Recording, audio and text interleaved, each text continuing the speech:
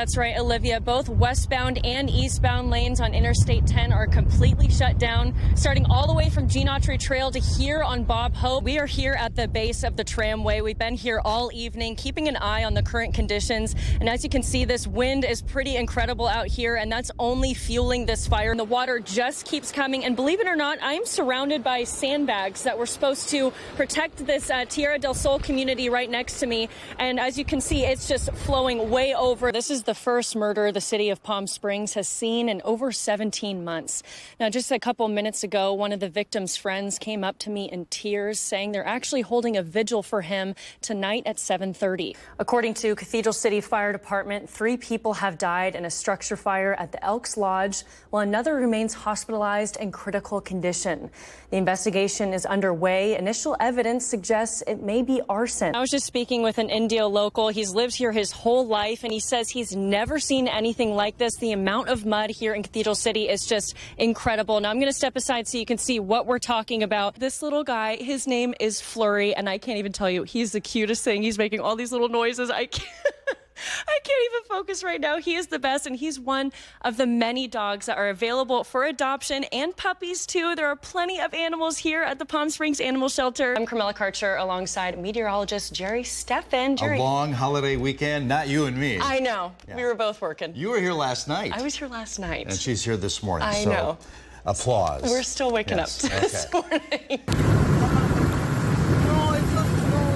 Inside that car is Dan Wilson. I'm thankful to be here. Dan left home for what he thought would be just another work day. That's when he came towards the wash at Little Morongo Road, an area he's crossed thousands of times, an area now unrecognizable. The water was moving at a good speed, but it was very low, and it's nothing I haven't driven through before. But in a blink of an eye, that all changed. The wall of water and rocks and stuff that came at the very moment that I passed through the wash was, I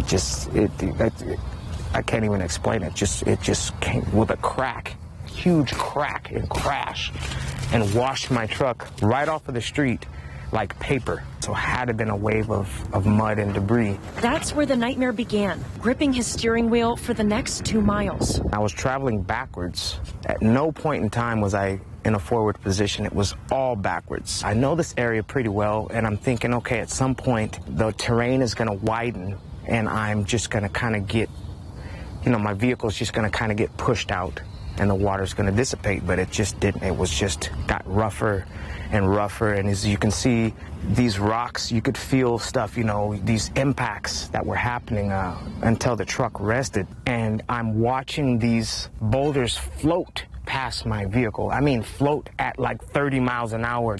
So when my truck began to lift up in an angle, I started to kind of panic, and I'm thinking, okay, get out. His car lodged in the middle of the current in the dead of night, where it still sits today, embedded in mud. But in that moment, Dan knew he had to take action.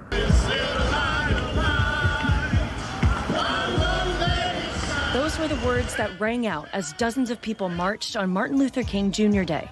But it wasn't just any march. An injustice anywhere is an injustice everywhere. People in this community want justice, that this isn't a fight of just the Section 14 survivors and descendants. This is a fight of the people of Palm Springs. Over 100 people began their morning at Francis Stephen Park in downtown Palm Springs, marched a mile to United Methodist Church, all while joining together as a community. It's really getting behind the survivors. I hope more people learn about this and demand that there be justice, because we shouldn't have to go to Sacramento and try to get laws passed. We're hoping the council, they're such good people, can come to a very targeted, tailored agreement to make these people whole for what they went through. We begin tonight with our continuing coverage of yesterday's fire that destroyed the former Elks Lodge building in Cathedral City. We've been working to learn more about the building and the investigation into what happened. Now, here's what we know so far. The Cathedral City Fire Department is still on scene to make sure the fire doesn't rekindle.